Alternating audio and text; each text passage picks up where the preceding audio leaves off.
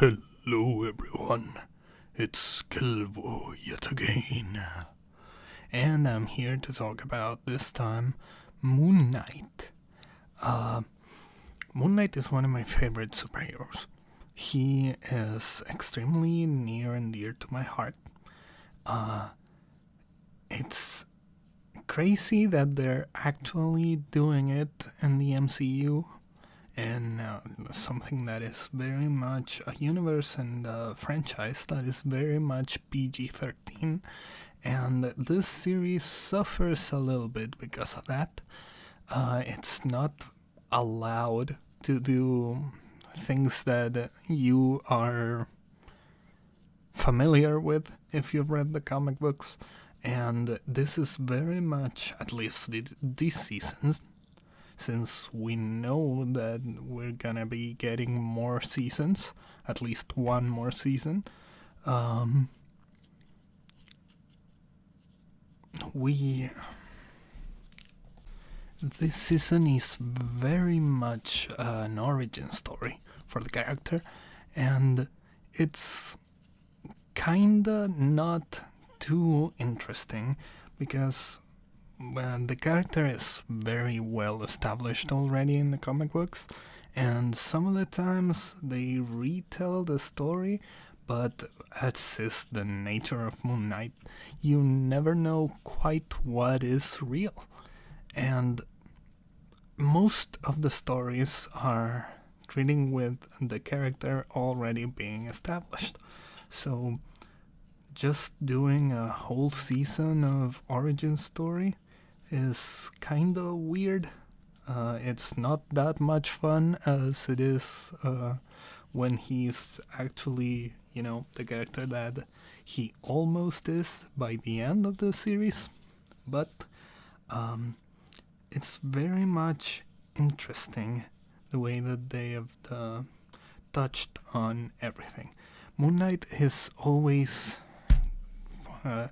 It's got a very interesting dynamic to balance out kind of historical fiction with Egyptology and Egyptian mythology and mental illness, DID and delusions and all of that kind of stuff that sometimes is caused by an Egyptian god possessing a man, sometimes it isn't. It varies, and you never know what is the truth, as is often what it is with Moon Knight. That part of it, the mental illness part of it, has always been complicated, as it always is. Talking about any touchy subject is kind of complicated. But most of the time, and during this series, it's very much tactful. It works, and it doesn't feel disrespectful. And there's actual consultants and people that are there to make sure that there's no misinformation being spread, and there's no hate, or not really hate. Hate is not but discrimination, and that there's accurate information and accurate representation of the real things. So the Mark Spector's illness is very much a focus of this show, as it should be, and his connection to Khonshu, and the way that Khonshu may or may not have intentionally taken advantage of Mark to get this, spoilers, obviously, and to get an incredible avatar that is willing to do whatever he wants, what it feels, what it seems to be a remorseless murderer, Jake Lockley, the final third alter hidden inside that neither Mark or Steven seem to know about. That's gonna be interesting. They really seem to believe to have been freed from Khonshu, and it's fun. It's very fun to know that Khonshu is still very much manipulating them, but not them directly, which is interesting, very interesting. Jake Lockley always showed up during the series to save the day whenever Mark was in mortal danger. Jake Lockley showed up and just straight up killed everyone. I have a little bit of a theory, because, of course, with how it normally happens with DID, traumatic events are what triggers a mental break and a dissociation. Just like what we saw happen to Mark as a child and his trauma with his mother. So I have a little bit of a theory, which is kind of interesting, that I believe that Jake Lockley was created for a very specific reason, and it was for complete survival without regard for morals or anything of the sort. And my theory is that when he joined the military as a teenager, when he finally escaped his mother and his home, he was very naturally talented, and some shady people in the military, maybe if you wanted to connect it to the brother MCU, you could say it was Thaddeus Ross, or I don't know, some SHIELD or Hydra secret agent or whatever. I'd like it if it was the military, but they pluck him off and promise him a sense of belonging and purpose, which is normally what happens to people in the military, unfortunately, and they end up recruiting him for his natural talent, drafting him into a Black Ops operation during the war on drugs in South America, specifically Colombia. That Colombia and Venezuela are, well, they had very problematic times, to say the least, and it is kind of theorized, and it's always, as it's always theorized with conflict all over the world, that there was some involvement of the US military, because they often intervene in foreign affairs and the protection of justice and freedom and whatever, but enough real world, creepy, weird imperialistic stuff. What I propose is that Jake Lockley came up during that Black Ops operation, where what happened to Mark is that maybe he was captured, or maybe he was ordered to do some horrible things. And during his time in South America, and during that Spec Ops or Black Ops secret mission or whatever, he saw, or he did, or he endured some horrible shit. We've already seen very, very dark things on Moon Knight. The way his mother completely abused him and led to the creation of Steven in his mind. We could see something like that. Either he gets captured and tortured or something, or he's ordered to do some horrific thing, or he simply sees someone doing some horrific thing, and it's too much for Mark. Mark being very young at that age. So this altar is created to survive in this environment, in this very hostile, horrible environment.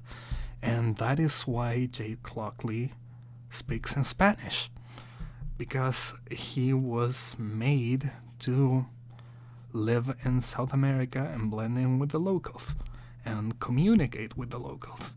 So that is my theory. Nobody asked for this, but hey. Jake Lockley was created because of some horrific experience in South America while working for the military. And maybe even that was the mission where he went AWOL, and that is why they discharged him and ended up working with Bushmen, who later eventually and they made a mercenary team and eventually tracked down the archaeologists where Layla's father was working with, and that's where they slaughtered those archaeologists. Maybe it's directly related to the creation of Jake Lockley, which, by the way, I do kind of think Jake may have been involved in Layla's father and the archaeologists killing. I don't know. I don't really know. But the fact is, he got shot and he went to Conscious Temple and became Moon Knight. So I don't know how much Jake approved of killing and murdering those archaeologists, but I think and I hope that Bushman shows up at some point in the future, because he is I'm hesitant to say it's a good character, but he is a great villain. He is a completely murderous psychopath who is a pretty good foil for Moon Knight, someone who's even crazier, like actually crazy, not just mentally ill, mentally unwell. This guy is actually a crazy man, a crazy psychopath, killing everything in his path for money or for power.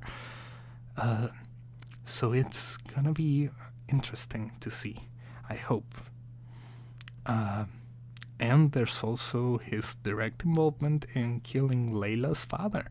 And Layla is now the Scarlet Scarab, being Taweret's avatar.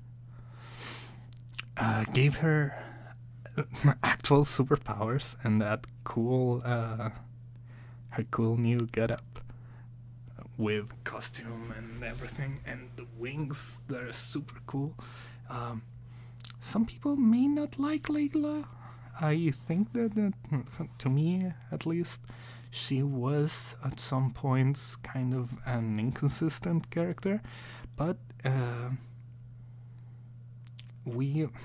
the end, I think that's what I'm about to say is just justifying bad decisions and stuff, but I think that most of the things we see about Layla are Steven and Mark idealizing her. Not all of those things actually happening, not all of those reactions and maybe even dialogue actually happening, but it's what Mark and Steven interpret as Layla. This beautiful, strong woman that's always there for them. And they're clearly in love with her. So, someone that clearly also experienced delusions would definitely change their perception of a person that they are emotionally attached to.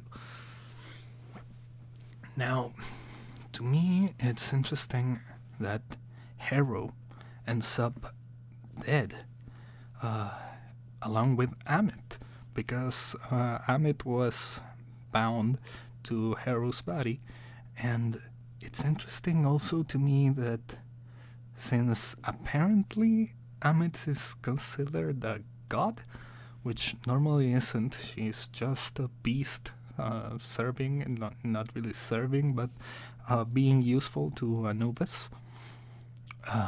But apparently she is a goddess in this universe.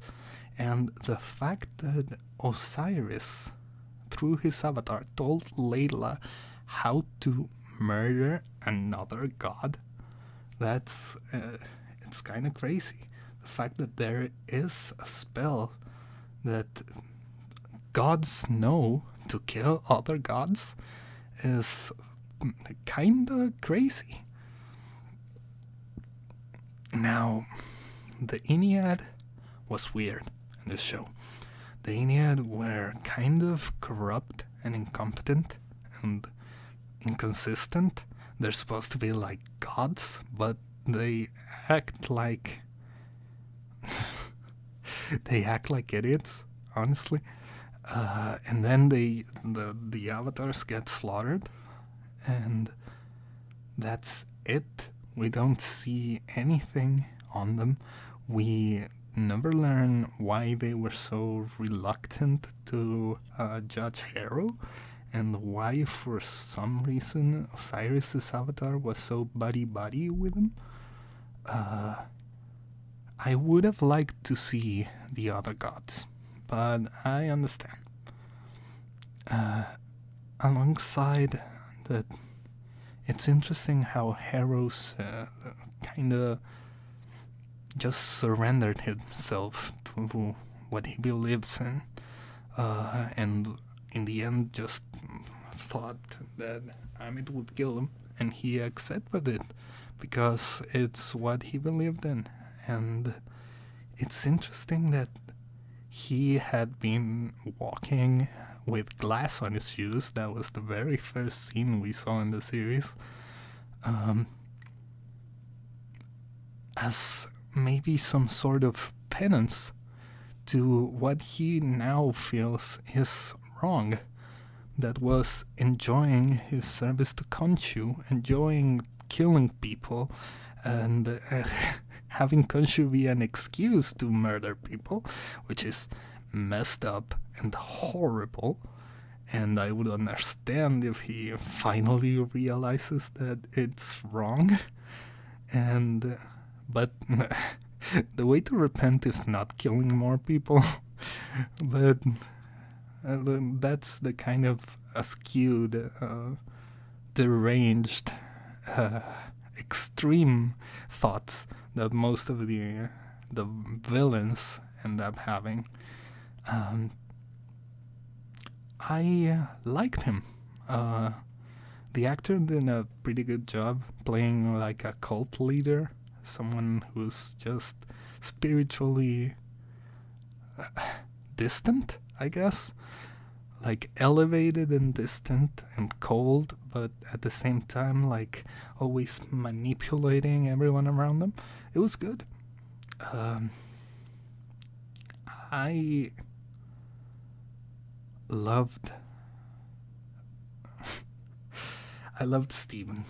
Steven was very much fun. I understand if some people maybe don't like it because it's literally another personality of the main character that embodies the kind of cringe Marvel humor that always ruins a lot of the things that happen in this franchise. So Steven is kind of MCU humor the character, and I understand if people kind of don't like it, especially given that he gets his suit, and that's Mr. Knight, and Mr. Knight is one of the coolest identities, and he was completely different in the comic books, and having a comedic character embody that, having the image of Mr. Knight, this hardcore detective murderer, absolute unit of a man, like dancing around and making jokes. It's weird. It's very weird, and one of the few things that I don't agree with. However, what I do agree with is the change to Steven's character, because in the comics, Steven is just a Hollywood star. He's a billionaire actor slash director sometimes, and it's just not interesting. He's just there to interact with some rich people that sometimes are involved in the bad things that he's investigating, or depending on like the vision that the writer at the time has, to pay for all the crazy gadgets and weird things that Moon Knight has access to that aren't directly related to Khonshu's magic. Which brings me to Khonshu. Khonshu was a pretty good character. He was pretty close to what he is in the comics, which is an absolute asshole of a man. He is so rude.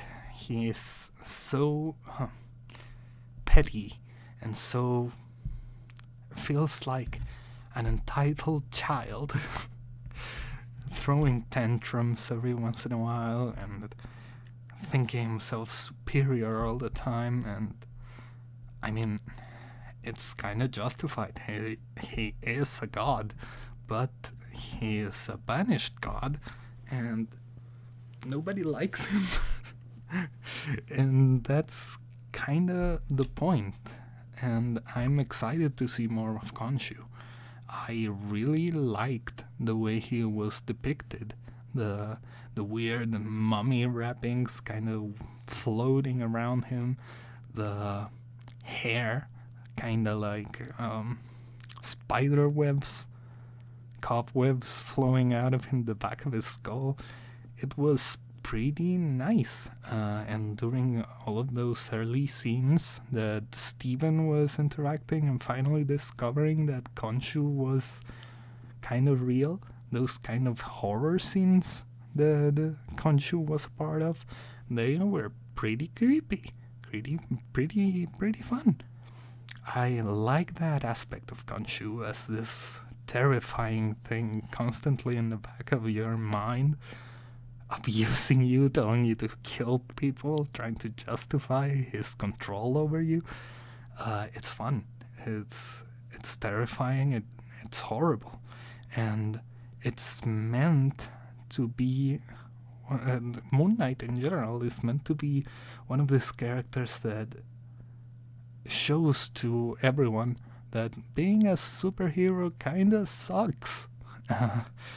I like that we finally have that kind of stuff in the MCU, because most of the time everyone in the MCU is just happy, and maybe sometimes bad things happen. 2 hours later they learn about it and they move on, with a few exceptions like Wanda, but most of the time everyone is happy. And everyone is happy with being a superhero. And that wouldn't and shouldn't be the case, because it's a lot of responsibility and it's horrible. You have to face and see and do horrible things. And Moon Knight embodies that completely, especially since most of the time he is a completely murderous bastard. Just like Khonshu is. So, death and killing, and I'm glad that we see a surprising amount of blood on this series, which is cool. It's very cool. It should be a focus on the character. And speaking of that, it's always super weird in the comic books, they justify it. Oh, it's magic, and that's it. Uh, Having a completely white suit while murdering people savagely and not getting any blood stains on the completely white suit it's kind of funny. It's funny. Uh, of course, it's magic, so it cleans up or never gets stained in the first place. But it's a good point to talk about the suit. The suit is the main Moon Knight suit is amazing. It looks great most of the time. Uh, when it's not CGI, then most of the fight scenes are CGI, and they're kind of weird and not really the best. It's clear where the budget went. It went to Khonshu and the gods and the giant kaiju battle at the end, which is amazing, and not very much to the minor things. Like in episode 1, the whole car chase scene, not good. But everything else, great. And most of the time, the camera was focused on different things, or was moving, or was just out of frame, or would just point the frame just outside the periphery of what is CGI'd, so that we don't have to look at it, because they kind of know it's not that good, so they do it on purpose. They hide the CGI, which is good. I'm pretty excited to see the future of the character. I really want to see him interact with others. Like there's sometimes, I believe, I remember at some point when I was first getting into Moon Knight, that there was a comic that Moon Knight meets Thor, and Thor talks about the gods, and Mark is like super excited and asks him if he knows the Egyptian gods, and Thor is like, yeah, I hang out with them all the time. And he asks about Khonshu, and Thor is like, who? Well, I've never heard of that guy. And the implication that maybe Khonshu himself isn't even real. And that kind of stuff is always fun to me. Like, what is very cool is the whole mental institution thing. It's very good, that run in the comics where you never knew what was real and what wasn't, and you kept going back and cutting in different parts of the story and going just going back to the mental institution, just Mark waking up again. It's messed up, and it's kind of mind-bending, and you never know what's magic, what's tech, what's real, what's not. It's confusing, and part of the magic is in the confusion, in the mystery. But I really liked it. I think this series suffered a little bit from kind of, I don't want to say lack of budget and lack of attention, but sometimes it feels like it was a side project, that this was like, oh yeah, let's do Moon Knight, whatever, but let's focus on these other things. It feels like, I have no idea what the budget was, but it feels like it had less and less attention and less control, which is a shame, but I hope it gets corrected in the future. Maybe it's just me, whatever. But yeah, it's been long enough. I've been Kelbo. I'm in love with just rambling on the mic Um, uh, I'll see you soon.